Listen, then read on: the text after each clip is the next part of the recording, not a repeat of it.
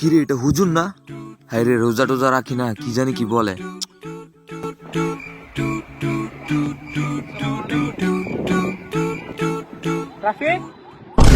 এই রে, ধরা তো মনে এবার খাইয়ে নিলাম। রোজা টোজা রাখি না, ইমাম সাহেব পিছন থেকে ডাক দিতেছে।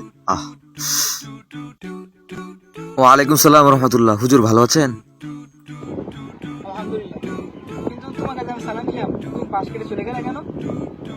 মানে হুজুর আসলে আমার একটা তাড়াহুড়ো কাজ আছে, তো সেজন্য যাইতে হবে, আর এই জন্য একটু তাড়াহুড়ো করতেছি।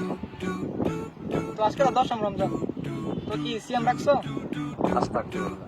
ইমাম সাহেব, এটা আপনি একটা কোন কথা বললেন? তুমি তো রমজান মাস চলতেছে, আর আমি যুবক মানুষ। এই রমজান মাস যদি আমি রোজা না রাখি তাহলে কেমন হয় না? ইমাম সাহেব, আমি নিজেও সিয়াম পালন করি এবং ভোর রাত্রে আমার পিতা মাতাকে ডাকায় দিই সিয়াম পালন করার জন্য। এখন তো আমি আর ছোট না ইমাম সাহেব, সিয়াম পালন করি। বাহ, মাশাআল্লাহ, খুবই খুশি হইলাম তোমার কথা শুনে। যাক, আল্লাহ তোমাকে হিদায়াত করুন। দোয়া করবেন আমার জন্য। আসসালামু আলাইকুম। এবারের মতো বেঁচে গেল। ইমাম সাহেবের কাছে ধরা পড়ে গেছিল। কথায় আছে না, চুরি বিদ্যা ভয়ঙ্কর বিদ্যা, যতক্ষণ করো না।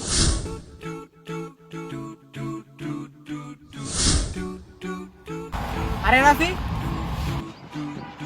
আরে ইমাম সাহেব, কি অবস্থা? ভালো আছেন? বাজার থেকে বাসে যাচ্ছিলাম, তো রাস্তায় তোমার সাথে দেখা হয়ে গেল। তাই? তো রাফি, দেখতে দেখতে তো আজকে আমরা রমজানের শেষ প্রান্তে চলে এলাম। জি হুজুর। আজকে 22 রমজান। তো তুমি তো আশা করি 22টা সিয়ামি রাখছো, তাই না? জি আলহামদুলিল্লাহ হুজুর, আমি সত্যিই রাখছি। যাক, মাশাআল্লাহ, অসংখ্য ধন্যবাদ তোমাকে। আল্লাহ তোমাকে উত্তম পুরস্কার দান করুন। ঠিক আছে। আরে ওই যে তোমার বাবা আসতেছে। ইন্নালিল্লাহ, এখন কি হইব? বাবা এসে পড়ছে এই মুহূর্তে। আসসালামু আলাইকুম। ভালো আছেন? আলহামদুলিল্লাহ। আপনার ছেলেকে নিয়ে কথা বলছিলাম। মাশাআল্লাহ, আপনার ছেলে রাফি এবার পুরো 22টা রোজা রাখছে। কি বলেন ইমাম সাহেব? ওটা তো প্রতিদিন ভোরের টাইমে আমি ডেকে দিতাম, সাহারির টাইমে। ও একটা দিনও রোজা রাখেনি। কত বড় মিথ্যু, খারামি। আস্তাগফিরুল্লাহ। রাফি, একই শুনলাম আমি তোমার গান। তা বুঝতে পারতেছো, তুমি রমজান মাস পেয়েও যে তোমার গুনাহগুলো কমে দিতে পারলা না, কত বড় গাফেল তুমি। রাফি, তুমি রমজান মাসও মিথ্যা কথাটা ছাড়তে পারলা না।